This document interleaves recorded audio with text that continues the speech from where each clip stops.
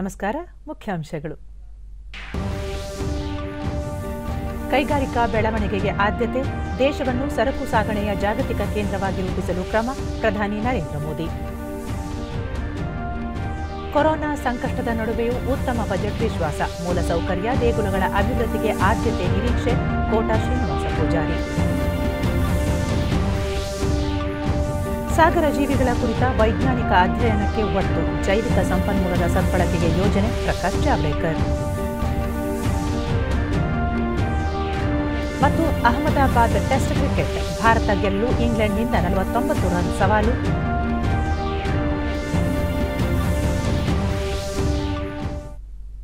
ವಾರ್ತೆಗಳ ವಿವರ. ಪ್ರಧಾನಿ ನರೇಂದ್ರ ಮೋದಿ ತಮಿಳುನಾಡಿನಲ್ಲಿಂದು ಹಲವು ಅಭಿವೃದ್ಧಿ ಕಾಮಗಾರಿಗಳಿಗೆ ಚಾಲನೆ ನೀಡಿದ್ದಾರೆ. ಕೊಯಮತ್ತೂರಿನಲ್ಲಿ ನಡೆಯುತ್ತಿರುವ ಸಾರ್ವಜನಿಕ ಕಾರ್ಯಕ್ರಮದಲ್ಲಿ ಪಾಲ್ಗೊಂಡಿರುವ ಪ್ರಧಾನಿ ಒಟ್ಟು 12,400 ಕೋಟಿ ರೂಪಾಯಿ ವೆಚ್ಚದ ವಿವಿಧ ಯೋಜನೆಗಳು, ಕಾಮಗಾರಿಗಳ ಉದ್ಘಾಟನೆ, ಶಿಲಾನ್ಯಾಸ ನೆರವೇರಿಸಿದರು.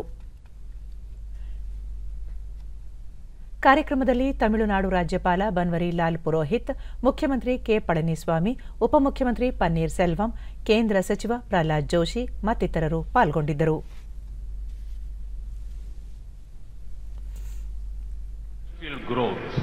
ಬಳಿಕ ಪ್ರಧಾನಿ ತಮಿಳು ಕವಿ ತಿರುವಳ್ಳುವರ್ ಅವರ ಸಾಲುಗಳನ್ನು ಉಲ್ಲೇಖಿಸಿ, ಇಂದು ಭವಾನಿಸಾಗರ ಅಣೆಕಟ್ಟೆಯ ಆಧುನೀಕರಣಕ್ಕೆ ಶಿಲಾನ್ಯಾಸ ನೆರವೇರಿಸಲಾಗಿದೆ. 2 ಲಕ್ಷ ಎಕರೆ ಪ್ರದೇಶಕ್ಕೆ ಇದರಿಂದ ನೀರಾವರಿ ಸೌಲಭ್ಯ ದೊರೆಯಲಿದೆ, ರೈತರಿಗೆ ಹೆಚ್ಚು ಲಾಭವಾಗಿದೆ ಎಂದರು. ಭಾರತದ ಕೈಗಾರಿಕಾ ಕ್ಷೇತ್ರದ ಬೆಳವಣಿಗೆಗೆ ಈ ಯೋಜನೆಗಳು ಮಹತ್ವಪೂರ್ಣ ಕೊಡುಗೆ ನೀಡಲಿವೆ. ಕೈಗಾರಿಕೆ ವೃದ್ಧಿಯಾಗಲು ನಿರಂತರ ವಿದ್ಯುತ್ ಪೂರೈಕೆ ಅಗತ್ಯ ಎಂದು ಹೇಳಿದರು. ತಮಿಳುನಾಡು ರಾಜ್ಯ ಸಮುದ್ರ ವ್ಯಾಪಾರದಲ್ಲಿ ಪ್ರಾಚೀನ ಇತಿಹಾಸ ಹೊಂದಿದೆ. ಹಡಗು ಸಾಗಣೆ, ಕೈಗಾರಿಕೆಯ ಬಲವರ್ಧನೆಯೊಂದಿಗೆ ಇಲ್ಲಿನ ಸರಕು ಸಾಗಣೆ ವ್ಯವಸ್ಥೆಯನ್ನು ಸುಧಾರಿಸಲಾಗುವುದು. ಬಂದರುಗಳ ಆತ್ಮನಿರ್ಭರತೆಯಿಂದ, ಸಾಮರ್ಥ್ಯ ವೃದ್ಧಿಯಿಂದ ವ್ಯಾಪಾರ ಮತ್ತು ಸರಕು ಸಾಗಣೆಯ ಜಾಗತಿಕ ಕೇಂದ್ರವನ್ನಾಗಿ ರೂಪಿಸಲು ಸಾಧ್ಯ ಎಂದರು. ಸಾಗರಮಾಲಾ ಯೋಜನೆ ಮೂಲಕ ಸರ್ಕಾರದ ಬದ್ಧತೆ ನೋಡಬಹುದು. ಇದರಡಿ 6 ಲಕ್ಷ ಕೋಟಿ ರೂಪಾಯಿ ವೆಚ್ಚದಲ್ಲಿ 575 ಯೋಜನೆಗಳನ್ನು ಕೈಗೆತ್ತಿಕೊಳ್ಳಲಾಗಿದೆ. ನೂತನ ಬಂದರುಗಳ ನಿರ್ಮಾಣ, ಬಂದರುಗಳ ಸಂಪರ್ಕ, ಕರಾವಳಿ ಸಮುದಾಯಗಳ ಅಭಿವೃದ್ಧಿ ಕಾರ್ಯ ನಡೆಯುತ್ತಿದೆ ಎಂದರು. ಅಭಿವೃದ್ಧಿ ಯೋಜನೆಗಳ ಜೊತೆಗೆ ಪರಿಸರದ ಬಗ್ಗೆಯೂ ಗಮನ ನೀಡಲಾಗಿದೆ. ಸೌರ ಫಲಕಗಳ ಮೂಲಕ 500 ಮೆಗಾವ್ಯಾಟ್ ವಿದ್ಯುತ್ ಉತ್ಪಾದಿಸಿ ಬಂದರುಗಳ 60% ವಿದ್ಯುತ್ ಅಗತ್ಯ ಪೂರೈಸುವ ಯೋಜನೆ ರೂಪಿಸಲಾಗಿದೆ ಎಂದು ತಿಳಿಸಿದರು. ಜನಸಮುದಾಯ ಘನತೆಯಿಂದ ಬದುಕುವಂತೆ ಮಾಡುವುದೇ ಅಭಿವೃದ್ಧಿಯ ಮೂಲ ದೃಷ್ಟಿಕೋನ ಎಂದ ಪ್ರಧಾನಿ, ಜನರ ನಿರೀಕ್ಷೆ ಪೂರ್ಣಗೊಳಿಸಲು ಆವಾಸ್ ಯೋಜನೆ ಜಾರಿಗೊಳಿಸಲಾಗಿದೆ. ದೇಶಕ್ಕೆ ಸ್ವಾತಂತ್ರ್ಯ ಬಂದು 70 ವರ್ಷಗಳಾದರೂ ಸೂರಿಲ್ಲದ ಜನರಿಗೆ ಇದರಡಿ ಸೂರು ಕಲ್ಪಿಸಲಾಗುತ್ತಿದೆ ಎಂದರು. We recall the efforts of the great freedom fighter VOC. His vision for a vibrant Indian shipping industry and maritime development inspire us greatly. The projects launched today will further strengthen the cargo handling ability of the port. It will even support the Green Port Initiative. Apart from this, we will take further steps to make the port into a big transshipment port in the East Coast. Whenever ports are more efficient, it contributes to India being Atmanirbhar and a global hub for trade as well as logistics. ಕೇಂದ್ರ ಸಚಿವ ಪ್ರಹ್ಲಾದ್ ಜೋಶಿ, ನೈವೇಲಿಯಲ್ಲಿ ಸ್ಥಾಪನೆಯಾಗಿರುವ ದೇಶದ ಪ್ರಥಮ lignite ಆಧಾರಿತ 500 megawatt ವಿದ್ಯುತ್ ಸ್ಥಾವರ ಅತ್ಯಾಧುನಿಕ ತಂತ್ರಜ್ಞಾನದಿಂದ ಒಳಗೊಂಡಿದ್ದು, ಪರಿಸರ ನಿಯಮಗಳಿಗೆ ಅನುಗುಣವಾಗಿದೆ. ಇದರ 65% ಪ್ರಮಾಣವನ್ನು ತಮಿಳುನಾಡು ಬಳಕೆ ಮಾಡಿಕೊಳ್ಳಲಿದೆ. ಉಳಿದ ಭಾಗ ಕರ್ನಾಟಕ, ಕೇರಳ, ತೆಲಂಗಾಣ, ಪುದುಚೇರಿ, ಆಂಧ್ರಪ್ರದೇಶಗಳಿಗೆ ಹಂಚಿಕೆಯಾಗಲಿದೆ ಎಂದರು. 2014ರಲ್ಲಿ ಬಿಜೆಪಿ ಸರ್ಕಾರ ಅಸ್ತಿತ್ವಕ್ಕೆ ಬಂದಾಗ ಗಣಿಗಾರಿಕೆ ಕ್ಷೇತ್ರದಲ್ಲಿ ಭ್ರಷ್ಟಾಚಾರ ಸೇರಿದಂತೆ ಹಲವಾರು ಸಮಸ್ಯೆಗಳಿದ್ದವು. ಅವುಗಳನ್ನು ವಿವಿಧ ಸುಧಾರಣಾ ಕ್ರಮಗಳ ಮೂಲಕ ಪರಿಹರಿಸಲಾಯಿತು. ಪಾರದರ್ಶಕತೆಗಾಗಿ ನೀತಿ ಬದಲಾವಣೆ ಮಾಡಲಾಯಿತು. ಇದೀಗ ನೂತನ ಅಭಿವೃದ್ಧಿ ಮಾರ್ಗ ತೆರೆದುಕೊಂಡಿದೆ ಎಂದರು.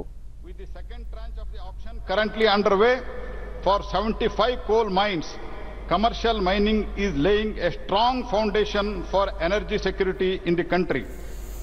Domestic coal production will receive a boost along with a large scale of employment generation and huge opportunities for investment in the sector.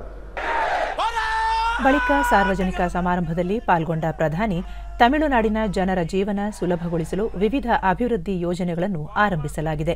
ಈ ಬಾರಿ ತಮಿಳುನಾಡು ನೂತನ ಸರ್ಕಾರವನ್ನು ಚುನಾಯಿಸುವ ಹಂತದಲ್ಲಿದೆ. ಕಳೆದ ಚುನಾವಣೆಗಳಲ್ಲಿ ಭಾರತದ ಜನ ದೃಢ ಸಂದೇಶ ನೀಡಿದ್ದಾರೆ. ಅಭಿವೃದ್ಧಿ ಆಧಾರಿತ ಸರ್ಕಾರ ಚುನಾಯಿಸಿದ್ದಾರೆ. ಜನರಿಗೆ ಅಭಿವೃದ್ಧಿಯ ಫಲ ಬಡವರನ್ನು ತಲುಪಿಸುವ ಸರ್ಕಾರ ಬೇಕಾಗಿದೆ ಎಂದರು. ಸಣ್ಣ ಉದ್ದಿಮೆದಾರರು ಮತ್ತು ಸಣ್ಣ ರೈತರನ್ನು ಹಿಂದಿನಿಂದಲೂ ನಿರ್ಲಕ್ಷಿಸಲಾಗುತ್ತಿದೆ. ಎನ್ಡಿಎ ಸರ್ಕಾರ ಈ ಎರಡು ವಲಯದ ಅಭಿವೃದ್ಧಿಗೆ ವಿಶೇಷ ಗಮನ ನೀಡಿದೆ. ಆತ್ಮನಿರ್ಭರ ಭಾರತ ಸೃಷ್ಟಿಗೆ ಸಣ್ಣ, ಅತಿಸಣ್ಣ, ಮಧ್ಯಮ ಕೈಗಾರಿಕೆಗಳ ಪಾತ್ರ ಮಹತ್ವದಾಗಿದೆ. ಈ ಕ್ಷೇತ್ರದ ಬೆಳವಣಿಗೆಗೆ ಹಲವು ಕ್ರಮ ಕೈಗೊಳ್ಳಲಾಗುತ್ತಿದ್ದು, ಬಜೆಟ್ನಲ್ಲೂ ಉತ್ತೇಜಕ ಕ್ರಮಗಳನ್ನು ಪ್ರಕಟಿಸಲಾಗಿದೆ. ಸಣ್ಣ ರೈತರು ಯಾರ ಮೇಲೆಯೂ ಅವಲಂಬಿತರಾಗದೆ ಸ್ವಾವಲಂಬಿಗಳಾಗಿ ಬದುಕಲು ಕಿಸಾನ್ ಗುರುತು ಪತ್ರ, ಇ-ನಾಮ್ ಮುಂತಾದ ಸೌಲಭ್ಯ ಜಾರಿಗೊಳಿಸಲಾಗಿದೆ. ಕಿಸಾನ್ ಸಮ್ಮಾನ್ ನಿಧಿಯಡಿ 11 ಕೋಟಿ ರೈತರಿಗೆ ನೆರವು ನೀಡಲಾಗಿದೆ ಎಂದರು. ಸಮಾರಂಭದಲ್ಲಿ ಕೇಂದ್ರ ಸಚಿವ ಪ್ರಹ್ಲಾದ್ ಜೋಶಿ, ಬಿಜೆಪಿ ರಾಷ್ಟ್ರೀಯ ಪ್ರಧಾನ ಕಾರ್ಯದರ್ಶಿ ಸಿಟಿ ರವಿ ಮುಂತಾದವರು ಪಾಲ್ಗೊಂಡಿದ್ದರು.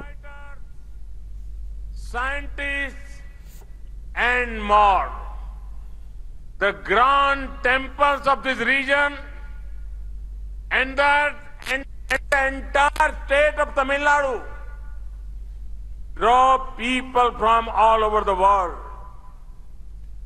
I have just come from a program where many development works were launched. The works cover the energy sector, port modernization, connectivity, housing and urban development. These works will further ease of living and ensure a life of dignity for the people of Tamil Nadu.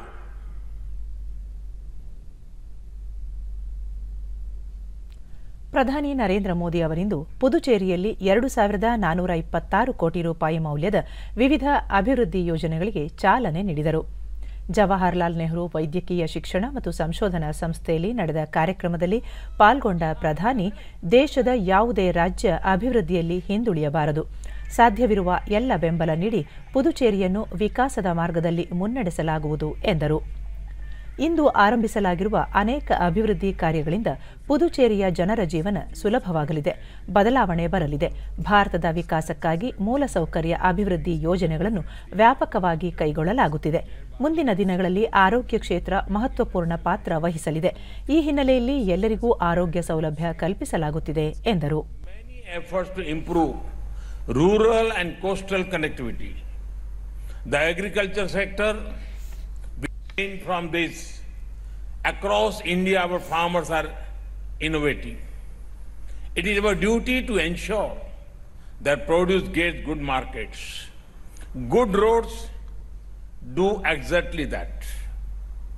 The 4-laning of the road will also draw industries in this area and generate job opportunities for local youth. Prosperity is closely linked to good health. In the last 7 years, ಪುದುಚೇರಿಯ ಆತ್ಮ, ಅವುಗಳ ಅಭಿವೃದ್ಧಿಗೆ ಸಾಗರಮಾಲಾ ಯೋಜನೆಯಡಿ ಯೋಜನೆ ರೂಪಿಸಲಾಗಿದೆ ಎಂದರು. ಕಾರ್ಯಕ್ರಮದಲ್ಲಿ ಪುದುಚೇರಿ ಆಡಳಿತಾಧಿಕಾರಿ doctor Tamilisai Soundararajan ಪಾಲ್ಗೊಂಡಿದ್ದರು.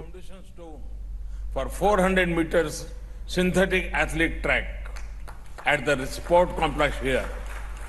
This is a part of the Khelo India scheme. It will nurture sporting talent among the youth of India. Sport teaches us teamwork, ethics, and above all, it teaches us sportsman spirit. The direct benefit transfer has helped many beneficiaries under various welfare schemes. This makes people empowered in making their choices. Puducherry has got rich human resources because of various educational institutions present both in government and private sector.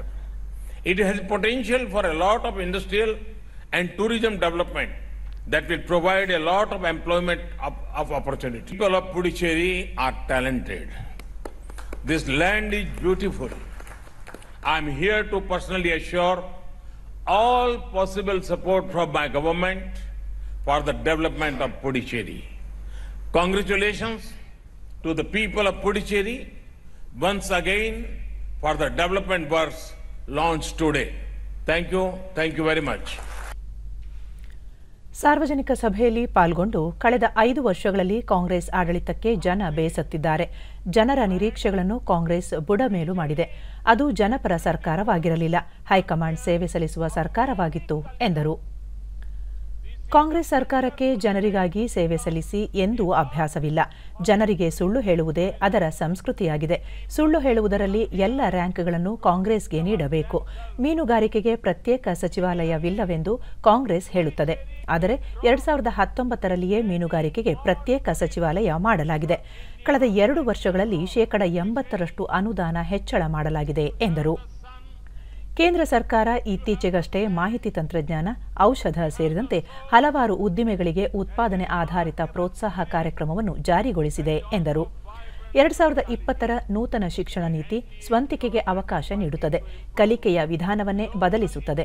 ಸ್ಥಳೀಯ ಭಾಷೆಯಲ್ಲಿ ವೈದ್ಯಕೀಯ, ತಂತ್ರಜ್ಞಾನ ಶಿಕ್ಷಣ ಪಡೆಯಲು ಅವಕಾಶ ನೀಡುತ್ತದೆ ಎಂದು ಹೇಳಿದರು. ಎನ್ಡಿಎ ಸರ್ಕಾರ ಸ್ಥಳೀಯ ಮೂಲಸೌಕರ್ಯ ವೃದ್ಧಿಸಲು ಕೆಲಸ ಮಾಡುತ್ತಿದೆ. ಕರಾವಳಿ ಅಭಿವೃದ್ಧಿಗೆ ಆದ್ಯತೆ ನೀಡಲಾಗುವುದು. ನೀಲಿ ಆರ್ಥಿಕತೆಯ ಸಹಕಾರವಿಲ್ಲದೆ ಆತ್ಮನಿರ್ಭರ ಭಾರತದ ನಿರ್ಮಾಣ ಸಾಧ್ಯವಿಲ್ಲ. ಮೀನುಗಾರರಿಗೆ ಉತ್ತೇಜನ ನೀಡಲು ಹಲವಾರು ಯೋಜನೆ ರೂಪಿಸಲಾಗಿದೆ ಎಂದರು. ಸಹಕಾರಿ ಕ್ಷೇತ್ರವನ್ನು ಕಾಂಗ್ರೆಸ್ಗೆ ನಿಭಾಯಿಸಲು ಸಾಧ್ಯವಿಲ್ಲ. ಈ ಕ್ಷೇತ್ರ ಮಹಿಳೆಯರಿಗೆ ಹೆಚ್ಚು ಸಹಕಾರಿಯಾಗಿದೆ. ಎನ್ಡಿಎ ಸರ್ಕಾರ ಸಹಕಾರಿ ಕ್ಷೇತ್ರದ ಬಲವರ್ಧನೆ ಮಾಡಲಿದೆ ಎಂದರು. So let us make Puducherry the best. Business, education, spirituality, tourism. ಪಶ್ಚಿಮ ಬಂಗಾಳ ವಿಧಾನಸಭಾ ಚುನಾವಣೆ ಹಿನ್ನೆಲೆಯಲ್ಲಿ ಭಾರತೀಯ ಜನತಾ ಪಕ್ಷ ಲೋಕೋ ಸೋನಾರ್ ಬಾಂಗ್ಲಾ ಜನಸಂಘಟನೆ ಅಭಿಯಾನಕ್ಕೆ ಇಂದು ಚಾಲನೆ ನೀಡಿತು. ಪಕ್ಷದ ರಾಷ್ಟ್ರಾಧ್ಯಕ್ಷ ಜೆಪಿ ನಡ್ಡಾ ಅಭಿಯಾನಕ್ಕೆ ಚಾಲನೆ ನೀಡಿದರು. ಅಭಿಯಾನದಡಿ ಮಾರ್ಚ್ 2ರಿಂದ ಮಾರ್ಚ್ 20ರವರೆಗೆ ಪ್ರತಿ ವಿಧಾನಸಭಾ ಕ್ಷೇತ್ರಗಳಲ್ಲಿ ಜನಸಂಘಟನೆ ಕಾರ್ಯ ನಡೆಯಲಿದೆ. ಜೆಪಿ ನಡ್ಡಾ ಪಶ್ಚಿಮ ಬಂಗಾಳವನ್ನು ಭ್ರಷ್ಟಾಚಾರ ಮುಕ್ತ ಅಭಿವೃದ್ಧಿ ಪಥದಲ್ಲಿ ಸಾಗುವ ರಾಜ್ಯವನ್ನಾಗಿ ರೂಪಿಸಲಾಗುವುದು, ಬಂಗಾಳದ ವೈಭವ ಮರಳಿ ತರಲಾಗುವುದು ಎಂದು ಪ್ರಕಟಿಸಿದರು. ಬಿಜೆಪಿ ಅಧಿಕಾರಕ್ಕೆ ಬಂದರೆ ಬಂಗಾಳದಲ್ಲಿ ಆಯುಷ್ಮಾನ್ ಭಾರತ್ ಆರೋಗ್ಯ ವಿಮೆ ಯೋಜನೆ, 7ನೇ ವೇತನ ಆಯೋಗದ ಶಿಫಾರಸುಗಳನ್ನು ಜಾರಿಗೊಳಿಸಲಾಗುವುದು. ಬೆಳೆ ವಿಮೆ ಸೇರಿದಂತೆ ರೈತರ ಆದಾಯ ವೃದ್ಧಿಗೆ ಕ್ರಮ ಕೈಗೊಳ್ಳಲಾಗುವುದು. ಸ್ಥಳೀಯ ವಸ್ತುಗಳು ಜಾಗತಿಕ ಮಾರುಕಟ್ಟೆ ತಲುಪಿಸುವ ವ್ಯವಸ್ಥೆ ಮಾಡಲಾಗುವುದು ಎಂದು ಹೇಳಿದರು. ವಿವೇಕಾನಂದ, ರವೀಂದ್ರನಾಥ ಟ್ಯಾಗೋರ್, ಈಶ್ವರಚಂದ್ರ ವಿದ್ಯಾಸಾಗರ್, ಬಂಕಿಮಚಂದ್ರ ಚಟರ್ಜಿ ಮುಂತಾದವರು ದೇಶಕ್ಕೆ ಸಂಸ್ಕೃತಿಯ ದಿಕ್ಕನ್ನು ನೀಡಿದ್ದಾರೆ. ಅಂತಹ ಬಂಗಾಳದ ವೈಭವವನ್ನು ಮರಳಿ ತರಲು ಶ್ರಮ ವಹಿಸಲಾಗುವುದು ಎಂದರು. सोनार बांग्ला कैसे बनाया जा सकता है, इस बात का प्रयास हम करने का काम कर रहे हैं. यही नहीं, जब हम असोल परिवर्तन की बात करते हैं तो आयुष्मान भारत को हम लागू करेंगे और 4,67 lakh people who are entitled to be covered under Ayushman Bharat and getting a facility of 5 lakh rupees health cover every year, इसकी भी हम व्यवस्था करेंगे. जब हम आयुष्मान भारत की बात करते हैं तो साथ ही साथ प्रधानमंत्री किसान सम्मान निधि, लगभग देश में 10 करोड़ किसान हैं. 73 लाख के आसपास किसान बंगाल में है. प्रधानमंत्री किसान सम्मान निधि की 6 किस्तें 7 किस्तें दी जा चुकी हैं, लेकिन बंगाल ಬಳಿಕ ಬಂಕಿಮಚಂದ್ರ ಚಟರ್ಜಿ ಅವರು ವಾಸಿಸುತ್ತಿದ್ದ ನಿವಾಸಕ್ಕೆ ಭೇಟಿ ನೀಡಿ ನಮನ ಸಲ್ಲಿಸಿದರು. और साथ ही साथ जब सरकार हमारी आएगी तो प्रधानमंत्री किसान सम्मान निधि बंगाल की धरती पर लागू होगा और 73 लाख किसानों को उसका लाभ मिलने वाला है. उसी तरीके से ಪ್ರಧಾನಮಂತ್ರಿ ಗ್ರಾಮ ಸಡಕ್ ಯೋಜನೆಯಡಿ ಅಭಿವೃದ್ಧಿಪಡಿಸಲಾಗಿರುವ ರಸ್ತೆಗಳ ಗುಣಮಟ್ಟದ ಬಗ್ಗೆ ವಿಶೇಷ ಗಮನ ಹರಿಸುವಂತೆ ಪ್ರಧಾನಿ ನರೇಂದ್ರ ಮೋದಿ ಅವರು ಅಧಿಕಾರಿಗಳಿಗೆ ಸೂಚಿಸಿದ್ದಾರೆ. ಪರ ಸಕ್ರಿಯ ಆಡಳಿತ ಮತ್ತು ಸಮಯೋಚಿತ ಅನುಷ್ಠಾನಕ್ಕಾಗಿ ಎಸ್ಸಿಟಿ ಆಧಾರಿತ ಬಹುಮಾದರಿ ವೇದಿಕೆಯಾಗಿರುವ ಪ್ರಗತಿಯ 36ನೇ ಸಭೆಯಲ್ಲಿ ನಿನ್ನೆ ಅವರು ಗ್ರಾಮ ಸಡಕ್ ಯೋಜನೆಗೆ ಸಂಬಂಧಿಸಿದ ಕುಂದುಕೊರತೆಗಳನ್ನು ಪರಿಶೀಲಿಸಿದರು. ಈ ಸಂದರ್ಭದಲ್ಲಿ ಪ್ರಧಾನಿ ಏಕಬಳಕೆಯ ಪ್ಲಾಸ್ಟಿಕ್ ನಿರ್ಮೂಲನೆ, ಸರಿಯಾದ ಜಾಗೃತಿ ಅಭಿಯಾನದ ಮೂಲಕ ಜನರ, ಅದರಲ್ಲೂ ವಿಶೇಷವಾಗಿ ಯುವಕರನ್ನು ಈ ನಿಟ್ಟಿನಲ್ಲಿ ಒಳಗೊಳ್ಳುವ ಅಗತ್ಯತೆಯ ಬಗ್ಗೆ ಸಭೆಯಲ್ಲಿ ಪ್ರಸ್ತಾಪಿಸಿದರು. ಕೆಲವು ಯೋಜನೆಗಳ ಅನುಷ್ಠಾನದಲ್ಲಿ ವಿಳಂಬವಾಗುತ್ತಿರುವ ಬಗ್ಗೆ ತಮ್ಮ ಕಳವಳ ವ್ಯಕ್ತಪಡಿಸಿದ ನರೇಂದ್ರ ಮೋದಿ, ಬಾಕಿ ಇರುವ ಎಲ್ಲ ಯೋಜನೆಗಳನ್ನು ನಿಗದಿತ ಸಮಯಕ್ಕೆ ಅನುಗುಣವಾಗಿ ಪೂರ್ಣಗೊಳಿಸಬೇಕು ಎಂದು ಸಂಬಂಧಪಟ್ಟ ಅಧಿಕಾರಿಗಳಿಗೆ ನಿರ್ದೇಶನ ನೀಡಿದರು. ಈ ಸಭೆಯಲ್ಲಿ ವಿವಿಧ ರಾಜ್ಯಗಳ ಒಟ್ಟು 8 ಯೋಜನೆಗಳಿಗೆ ಸಂಬಂಧಿಸಿದಂತೆ ಪರಾಮರ್ಶೆ ನಡೆಸಿ ಸೂಕ್ತ ಕ್ರಮಗಳನ್ನು ತೆಗೆದುಕೊಳ್ಳುವಂತೆ ಸೂಚಿಸಲಾಯಿತು. ಚಿಕ್ಕಬಳ್ಳಾಪುರ ಜಿಲ್ಲೆಯ ನಂದಿ ಬೆಟ್ಟಕ್ಕೆ ಇಂದು ಆರೋಗ್ಯ ಮತ್ತು ವೈದ್ಯಕೀಯ ಶಿಕ್ಷಣ ಸಚಿವ ಡಾ ಕೆ. ಸುಧಾಕರ್ ಅಧಿಕಾರಿಗಳೊಂದಿಗೆ ಭೇಟಿ ನೀಡಿ ಸಂಪೂರ್ಣ ಪ್ಲಾಸ್ಟಿಕ್ ಮುಕ್ತ ನಂದಿಗಿರಿ ಧಾಮ ಅಭಿವೃದ್ಧಿಗೊಳಿಸುವ ಸಂಬಂಧ ಪರಿಶೀಲನೆ ನಡೆಸಿದರು. ನಂತರ ಅಧಿಕಾರಿಗಳೊಂದಿಗೆ ಸಭೆ ನಡೆಸಿದ ಅವರು ನಂದಿ ಬೆಟ್ಟವನ್ನು ವಿಶ್ವದರ್ಜೆಯ ಪ್ರವಾಸಿ ತಾಣವಾಗಿ ಅಭಿವೃದ್ಧಿಗೊಳಿಸಲು ಅಗತ್ಯ ಕ್ರಮ ಕೈಗೊಳ್ಳಬೇಕು ಎಂದು ಸೂಚಿಸಿದರು. ಈ ಭೇಟಿಯ ಕುರಿತು ಟ್ವೀಟ್ನಲ್ಲಿ ಮಾಹಿತಿ ಹಂಚಿಕೊಂಡಿರುವ ಸಚಿವರು, ನಂದಿ ಬೆಟ್ಟಕ್ಕೆ ರೋಪ್ ವೇ ನಿರ್ಮಿಸಲು ಯೋಜನೆ ರೂಪಿಸಿದ್ದು ಕಾಮಗಾರಿ ಶೀಘ್ರವೇ ಪ್ರಾರಂಭವಾಗಲಿದೆ. ಇದರ ಜೊತೆಗೆ ಇಕೋ ಟೂರಿಸಂ, ನಂದಿ ಗಿರಿಧಾಮದ ಸುತ್ತಮುತ್ತಲಿನ 5 ಬೆಟ್ಟಗಳಿಗೆ ಚಾರಣದಾರಿಗಳು, ಪುರಾತತ್ವ ಸ್ಮಾರಕಗಳು, ನಲ್ಲಿಕಾಯಿ ಬಸವಣ್ಣ ಮತ್ತು ಮಂಟಪಗಳ ಸಂರಕ್ಷಣೆ ಸೇರಿದಂತೆ ವಿಶ್ವದರ್ಜೆಯ ಪ್ರವಾಸಿ ಸೌಲಭ್ಯಗಳನ್ನು ಕಲ್ಪಿಸಲು ಯೋಜಿಸಲಾಗಿದೆ ಎಂದು ತಿಳಿಸಿದ್ದಾರೆ. ಧಾರ್ಮಿಕ ದತ್ತಿ ಇಲಾಖೆ ವತಿಯಿಂದ ದೊಡ್ಡಬಳ್ಳಾಪುರ ತಾಲೂಕಿನ ಘಾಟಿ ಸುಬ್ರಹ್ಮಣ್ಯದಲ್ಲಿಂದು ಆಯೋಜಿಸಲಾಗಿದ್ದ ಸಪ್ತಪದಿ ಉಚಿತ ಸಾಮೂಹಿಕ ಸರಳ ವಿವಾಹ ಕಾರ್ಯಕ್ರಮಕ್ಕೆ ಹಿಂದುಳಿದ ವರ್ಗಗಳ ಕಲ್ಯಾಣ ಹಾಗೂ ಮುಜರಾಯಿ ಖಾತೆ ಸಚಿವ ಕೋಟಾ ಶ್ರೀನಿವಾಸ ಪೂಜಾರಿ ಚಾಲನೆ ನೀಡಿದರು. ಆರ್ಟ್ ಆಫ್ ಲಿವಿಂಗ್ನ ರವಿಶಂಕರ್ ಗುರೂಜಿ, ಶಾಸಕರಾದ ಟಿ. ವೆಂಕಟರಮಣಯ್ಯ, ನಿಸರ್ಗ ನಾರಾಯಣಸ್ವಾಮಿ, ಡಾ. ಶ್ರೀನಿವಾಸ ಮೂರ್ತಿ, ಮುಜರಾಯಿ ಇಲಾಖೆ ಆಯುಕ್ತ ಕೆ. ದಯಾನಂದ್, ಜಿಲ್ಲಾಧಿಕಾರಿ ಕೆ. ಶ್ರೀನಿವಾಸ ಮತ್ತಿತರರು ಪಾಲ್ಗೊಂಡಿದ್ದರು. ಕಾರ್ಯಕ್ರಮದಲ್ಲಿ 47 ಜೋಡಿಗಳು ನೂತನ ದಾಂಪತ್ಯಕ್ಕೆ ಕಾಲಿಟ್ಟರು. ಬಳಿಕ ಕೋಟಾ ಶ್ರೀನಿವಾಸ ಪೂಜಾರಿ, ಕೊರೋನಾ ಸಂಕಷ್ಟದ ಹಿನ್ನೆಲೆಯಲ್ಲಿ ಸಪ್ತಪದಿ ಕಾರ್ಯಕ್ರಮ ವಿಳಂಬವಾಗಿ ನಡೆದಿದ್ದು, ಮುಂದಿನ ದಿನಗಳಲ್ಲಿ ಪ್ರತಿ ತಿಂಗಳು ಧಾರ್ಮಿಕ ದತ್ತಿ ಇಲಾಖೆ ವ್ಯಾಪ್ತಿಯ ದೇವಾಲಯಗಳಲ್ಲಿ ವಿವಾಹ ಕಾರ್ಯಗಳು ನೆರವೇರಲಿದೆ ಎಂದರು. ಸಾಂಕ್ರಾಮಿಕ ಸಂಕಷ್ಟದ ನಡುವೆಯೂ ಉತ್ತಮ ಬಜೆಟ್ ಮಂಡಿಸುವ ಗುರಿಯನ್ನು ಮುಖ್ಯಮಂತ್ರಿ ಬಿಎಸ್ ಯಡಿಯೂರಪ್ಪ ಹೊಂದಿದ್ದಾರೆ. ದೇವಾಲಯಗಳ ಅಭಿವೃದ್ಧಿ ಹಾಗೂ ಮೂಲಸೌಕರ್ಯಗಳಿಗೆ ಆಯವ್ಯಯದಲ್ಲಿ ಹೆಚ್ಚಿನ ಅನುದಾನ ನಿರೀಕ್ಷಿಸಲಾಗಿದೆ ಎಂದು ತಿಳಿಸಿದರು. ಸಪ್ತಪದಿ ಯೋಜನೆಯಡಿ ವಧೂವರರಿಗೆ ಮದುವೆ ಸಾಮಗ್ರಿಗಳ ಜೊತೆಗೆ 55,000 ರೂಪಾಯಿಗಳ ಪ್ರೋತ್ಸಾಹಧನವನ್ನು ನೀಡಲಾಗುತ್ತಿದೆ ಎಂದು ವಿವರಿಸಿದರು.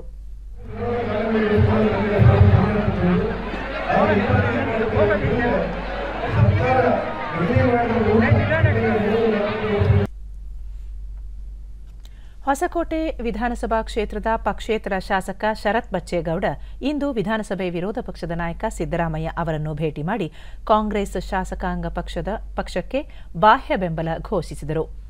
ಕೆಪಿಸಿಸಿ ಅಧ್ಯಕ್ಷ ಡಿಕೆ ಶಿವಕುಮಾರ್, ವಿಧಾನ ಪರಿಷತ್ ಪ್ರತಿಪಕ್ಷ ನಾಯಕ ಎಸ್ಆರ್ ಪಾಟೀಲ್, ಕಾಂಗ್ರೆಸ್ ಮುಖಂಡರಾದ ಜಮೀರ್ ಅಹ್ಮದ್, ಕೆಆರ್ ರಮೇಶ್ ಕುಮಾರ್, ಕೃಷ್ಣ ಭೈರೇಗೌಡ ಸೇರಿದಂತೆ ಹಲವು ಗಣ್ಯರು ಉಪಸ್ಥಿತರಿದ್ದರು. ಚಿಕ್ಕಬಳ್ಳಾಪುರ ತಾಲೂಕಿನ ಹಿರೇನಾಗವೇಲಿ ಗ್ರಾಮದಲ್ಲಿ ನಡೆದ ಗಣಿಗಾರಿಕೆ ಜಿಲೆಟಿನ್ ಸ್ಫೋಟ ಪ್ರಕರಣಕ್ಕೆ ಸಂಬಂಧಿಸಿದಂತೆ ಮತ್ತೆ 2 ಆರೋಪಿಗಳನ್ನು ಪೊಲೀಸರು ವಶಕ್ಕೆ ಪಡೆದಿದ್ದಾರೆ. ಇದರೊಂದಿಗೆ ಈ ಪ್ರಕರಣಕ್ಕೆ ಸಂಬಂಧಿಸಿದಂತೆ ಇದುವರೆಗೆ 8 ಆರೋಪಿಗಳನ್ನು ಬಂಧಿಸಲಾಗಿದೆ. ಪ್ರಮುಖ ಆರೋಪಿ ಕ್ವಾರಿ ಮಾಲೀಕ ಜಿಎಸ್ ನಾಗರಾಜ್ ಮತ್ತು ತಮಿಳುನಾಡು ಮೂಲದ ಗಣೇಶ್ ಎಂಬಾತನನ್ನು ಬಂಧಿಸಲಾಗಿದೆ. ಈ ಮುನ್ನ 6 ಆರೋಪಿಗಳನ್ನು ವಶಕ್ಕೆ ಪಡೆಯಲಾಗಿತ್ತು.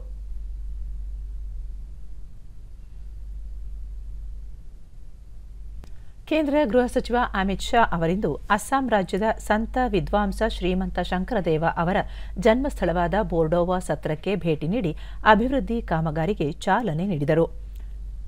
ಬಳಿಕ ಸಾರ್ವಜನಿಕ ಸಭೆಯಲ್ಲಿ ಪಾಲ್ಗೊಂಡು ರಾಮರಾಜ್ಯದ ಕಲ್ಪನೆಯನ್ನು ಮಹಾನ್ ಸಂತ ಶಂಕರದೇವ ಪುನರ್ಸ್ಥಾಪನೆ ಮಾಡಿದ್ದಾರೆ. ಅವರ ಸಂದೇಶಗಳನ್ನು ಯುಗಗಳವರೆಗೆ ಬಿತ್ತರಿಸಲು ಅಸ್ಸಾಂ ಸರ್ಕಾರ ಅವರ ಸ್ಮಾರಕ ಸ್ಥಾಪನೆ ಮಾಡುತ್ತಿದೆ ಎಂದರು. ಅಸ್ಸಾಂ ಅನ್ನು ಪ್ರವಾಹ ಮುಕ್ತ ಮಾಡುವುದು ಭಾರತೀಯ ಜನತಾ ಪಕ್ಷದ ನಿರ್ಧಾರವಾಗಿದೆ.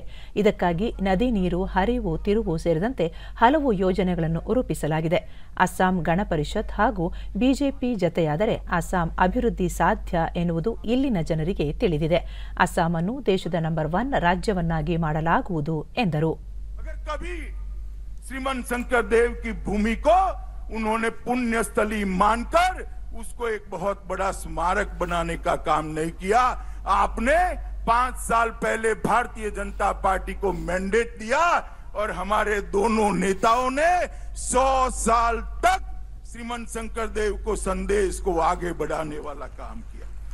मगर कांग्रेस ने इतने सालों तक ಕರ್ಬಿ ಆಂಗ್ಲಾಂಗ್ ಜಿಲ್ಲೆಯಲ್ಲಿ ನಡೆದ ಏಕತೆ ಶಾಂತಿ ಅಭಿವೃದ್ಧಿ ಜಾಥಾ ಉದ್ಘಾಟಿಸಿ ಶಾಂತಿಯ ಹೊರತಾಗಿ ಯಾವುದೇ ಅಭಿವೃದ್ಧಿ ಸಾಧ್ಯವಿಲ್ಲ.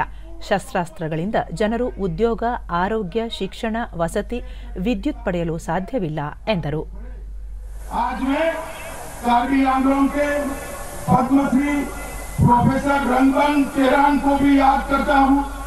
कार्बी डिमासा कुकी घोड़ो रेगमा नागा कीबा मोरो गारो खासी मार असमिया हिंदी भाषी नेपाली बंगाली भाषी जैंतिया साम आदि संप्रदाय के लोग ये यही एक क्षेत्र के अंदर साथ में बैठकर निवास करते हैं. मित्रों, सर्वानंद ने ठीक कहा. ಕೇಂದ್ರ ವಾರ್ತಾ ಮತ್ತು ಪ್ರಸಾರ ಖಾತೆ ಸಚಿವ ಪ್ರಕಾಶ್ ಜಾವಡೇಕರ್ ಹಿಂದೂ ಮಹಾಸಾಗರದಲ್ಲಿರುವ ಜೈವಿಕ ಸಂಪನ್ಮೂಲಗಳ ಕುರಿತ ರಾಷ್ಟ್ರೀಯ ಸಮಾವೇಶದಲ್ಲಿಂದು ಪಾಲ್ಗೊಂಡರು. ಹಿಂದೂ ಮಹಾಸಾಗರದಲ್ಲಿರುವ ಆಮೆಗಳ ಟ್ಯಾಗಿಂಗ್ ಕಾರ್ಯ ಕೈಗೆತ್ತಿಕೊಳ್ಳಲಾಗುವುದು. ಇದರಿಂದ ಅವುಗಳ ಚಲನೆ, ಅವು ಎಷ್ಟು ದೂರ ಚಲಿಸುತ್ತವೆ, ಅವು ಹವಾಮಾನಕ್ಕೆ ಹೇಗೆ ಸ್ಪಂದಿಸುತ್ತವೆ ಎನ್ನುವುದನ್ನು ಅರಿತುಕೊಳ್ಳಬಹುದು ಎಂದರು. ವಿಜ್ಞಾನ ಯಾವತ್ತೂ ಅನ್ವೇಷಣಾತ್ಮಕ ಹಾದಿಯಾಗಿದೆ, ಎಂದಿಗೂ ಮುಂದೆ ಚಲಿಸುತ್ತಿರುತ್ತದೆ. ಅದರ ಆವಿಷ್ಕಾರದಿಂದಲೇ ಮನುಷ್ಯ ಬಳಕೆಯ ಸಾಧನ ನಿರ್ಮಾಣವಾಗುತ್ತದೆ ಎಂದರು. ಇಂದಿನಿಂದ ಆರಂಭವಾಗಿದ್ದು ಆಳ ಸಮುದ್ರ ಜೀವಿಗಳ ಕುರಿತು ಮಹತ್ವಪೂರ್ಣ ಮಾಹಿತಿ ವಿನಿಮಯ ನಡೆಯಲಿದೆ. और कितना विशाल क्षेत्र में टर्टल घूमता है और नेस्टिंग के लिए कैसे चुने हुए समुद्र के किनारे आता है, ये साफ होता जाएगा. तो विज्ञान एक सदा खोज की यात्रा है. विज्ञान कभी रुकता नहीं.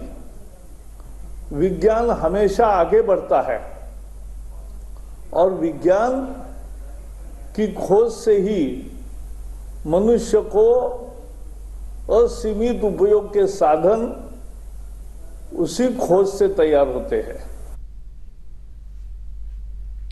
ಬಳ್ಳಾರಿ ಜಿಲ್ಲೆಯ ಸಂಡೂರು ತಾಲೂಕಿನಲ್ಲಿ ಮಹಾತ್ಮ ಗಾಂಧಿ ಗ್ರಾಮೀಣ ಉದ್ಯೋಗ ಖಾತರಿ ಯೋಜನೆಯಡಿ ಗ್ಯಾಬಿಯನ್ ಚೆಕ್ ಡ್ಯಾಂ ನಿರ್ಮಿಸಲಾಗುತ್ತಿದೆ. ನೈಸರ್ಗಿಕವಾಗಿ ಸಿಗುವ ಕಲ್ಲುಗಳನ್ನೇ ಬಳಸಿ ಇದನ್ನು ನಿರ್ಮಿಸಲಾಗುತ್ತಿದೆ. ಮಳೆಗಾಲದಲ್ಲಿ ಧುಮ್ಮಿಕ್ಕಿ ಹರಿಯುವ ನೀರು ಗಣಿ ಪ್ರದೇಶದ ಬೆಟ್ಟಗಳ ಮೇಲಿನಿಂದ ಹರಿದು ಬರುವ ಗಣಿಗಾರಿಕೆಯ ಮಣ್ಣು ತುಂಬಿರುವ ನೀರು ಕೆರೆ ಕೊಳ್ಳ ಸೇರುತ್ತಿದೆ. ಕೃಷಿ ಭೂಮಿಗೂ ತಲುಪಿ ಬೆಳೆ ಹಾನಿಗೆ ಕಾರಣವಾಗುತ್ತಿದೆ.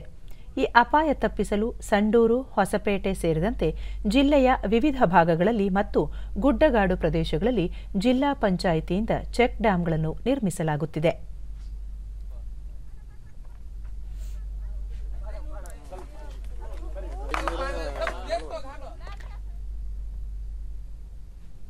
ಡಿಡಿ ನ್ಯೂಸ್ನೊಂದಿಗೆ ಸ್ಥಳೀಯ ಚೆನ್ನವೀರ, ಗ್ಯಾಬಿಯನ್ ಚೆಕ್ ಡ್ಯಾಂ ನಿರ್ಮಾಣ ಕಾರ್ಯ ಆರಂಭಿಸಿರುವುದರಿಂದ ಜನರಿಗೆ ಉದ್ಯೋಗ ದೊರಕಿದೆಯಲ್ಲದೆ ನೈಸರ್ಗಿಕ ಕಲ್ಲುಗಳನ್ನು ಬಳಸಿ ನೀರು ನಿಲ್ಲಿಸುವುದರಿಂದ ಕಸ ಕಡ್ಡಿ ಮುಕ್ತ ನೀರು ಪ್ರಾಣಿ ಪಕ್ಷಿಗಳಿಗೂ ಸಿಗಲಿದೆ ಎಂದು ಸಂತಸ ವ್ಯಕ್ತಪಡಿಸಿದರು. ತುಂಬ ಹರಡಿ ಬಿಡ್ತದೆ, ಬಂದು ಮಳೆಗೆ ಬಂದು ಆಮೇಲೆ ನೀರು ಸಹ ಎಲ್ಲ ಕೊಚ್ಕೊಂಡು ಹೋಗ್ಬಿಡ್ತದೆ. ಅದರಿಂದ ಬೆಳೆ ಕೂಡ ನಮಗೆ ಅನಿವಾರ್ಯ ಆಗ್ತದೆ ಅತಿ ಹೆಚ್ಚಾಗಿ. ಆಮೇಲೆ ನಮ್ಮ ಇದು ಗುಡ್ಡಗಾಡು ಪ್ರದೇಶ ಇರೋದ್ರಿಂದ ಮಳೆಗಾಲ ಹೆಚ್ಚಾಗುತ್ತೆ ಸರ್. ಈ ಥರ ಮಾಡೋದ್ರಿಂದ ನಮಗೆ ಭಾಳ ಅನುಕೂಲ ಆಗುತ್ತೆ. ಆಮೇಲೆ ಬರ್ತಕ್ಕಂಥ ಕಲ್ಲು ಮಣ್ಣೆಲ್ಲ ಅಲ್ಲೇ ನಿಂದಿರಿಸಿ ನೀರು ಮಾತ್ರ ಬಿಡ್ತದೆ. ಇದರಿಂದ ರೈತರಿಗೆ ಕೂಡ ಸಹ ನಮಗೆ ಅಂತರ್ಜಲ ಹೆಚ್ಚಾಗುತ್ತೆ ಸರ್. ಸರ್, ಇದು ಉದ್ದ ಬಂದು 8.5 ಮೀಟರ್ಸ್ ಇದೆ. ಡ್ಯಾಂನ ತಾಂತ್ರಿಕ ಸಹಾಯಕ ಪ್ರವೀಣ್, ಜಮೀನುಗಳಿಗೆ ಮಳೆ ನೀರು ನುಗ್ಗದಂತೆ ತಡೆಯುವುದರಿಂದ ರೈತರಿಗೆ ಅನುಕೂಲವಾಗಲಿದೆ ಎಂದು ತಿಳಿಸಿದರು. ಅದು 1.2 ಮೀಟರ್ಸ್ ತೊಗೊಂಡಿದೆ ಸರ್, ಅಂದರೆ 4 ಫೀಟ್ ಡೆಪ್ತ್ ತೊಗೊಂಡಿದೆ ಸರ್. ಅದನ್ನ ಆಮೇಲೆ ಬಾಡಿ ವಾಲ್ ಬಂದು 1.4 ಮೀಟರ್ ಯೂಸ್ ಮಾಡಿ ಸರ್. ಅದು ಸುತ್ತಮುತ್ತಲ ರೈತರಿಗೆ ಯಾವುದಕ್ಕೆ ಅವರು ಹೊಲದಲ್ಲಿ ನೀರು ಹೋಗ್ಲಾರ್ದಂಗೆ ತಳಮಟ್ಟದಲ್ಲಿ ನಾವು ಬಾಡಿ ವಾಲ್ ಲೈಟ್ನ ಡಿಸೈನ್ ಮಾಡಿದ್ದೀವಿ ಸರ್. ಇದನ್ನ ಆಮೇಲೆ ಇದು ಅಪರಾಣ ಅಂತ ಮಾಡಿದ್ವಿ ಸರ್ ಇದಕ್ಕೆ, ಆ ಕಡೆ ಈ ಕಡೆ. ಆಮೇಲೆ ನಮ್ಮದು ಸ್ಟ್ರಕ್ಚರ್ ಬಂದು ಯಾವ ರೀತಿ ಟಿಲ್ಟ್ ಆಗ್ಬಾರ್ದು ಸರ್, ಹಿಂದೆ ಮುಂದೆ ಟಿಲ್ಟ್ ಆಗ್ಬಾರ್ದು. ಅದಕ್ಕೆ ಸಪೋರ್ಟಿವಾಗಿ ನಾವು ಪ್ರೊವೈಡ್ ಮಾಡಿ ಸರ್. ಇದಕ್ಕೆ 80% ಜಿಲ್ಲಾ ಪಂಚಾಯಿತಿ ಮುಖ್ಯ ಕಾರ್ಯನಿರ್ವಹಣಾಧಿಕಾರಿ ಕೆಆರ್ ನಂದಿನಿ, ಚೆಕ್ ಡ್ಯಾಂ ನಿರ್ಮಾಣದಿಂದಾಗಿ ಮಣ್ಣು ಸವಕಳಿ ತಪ್ಪುತ್ತದೆ. ಕಾಮಗಾರಿಯಲ್ಲಿ ತೊಡಗಿರುವ ಕಾರ್ಮಿಕರ ವೇತನ ಪಾವತಿಗೆ ಹೆಚ್ಚಿನ ಹಣ ಮೀಸಲಿಡಲಾಗಿದೆ ಎಂದು ವಿವರಿಸಿದರು. ಅದನ್ನ ನಾವು ಉಪಯೋಗ ಮಾಡಿಕೊಂಡು ಬಹಳಷ್ಟು ಮೊತ್ತವನ್ನು ಕೂಲಿ ಮೊತ್ತಕ್ಕೆ ಪಾವತಿ ಮಾಡೋದ್ರಿಂದ ಒಂದು ಮೆಟೀರಿಯಲ್ ಕಾಸ್ಟ್ ಅಲ್ಲಿ ನಮಗೆ ಸೇವ್ ಆಗ್ತದೆ. ಇನ್ನೊಂದು ಮುಖ್ಯವಾಗಿ ಗೇಬಿಯಾಸ್ ಚೆಕ್ ಡ್ಯಾಮ್ ಅಲ್ಲಿ ಮೆಶ್ ಅನ್ನ ಹಾಕಿ ನಾವು ಸ್ಥಳೀಯವಾಗಿ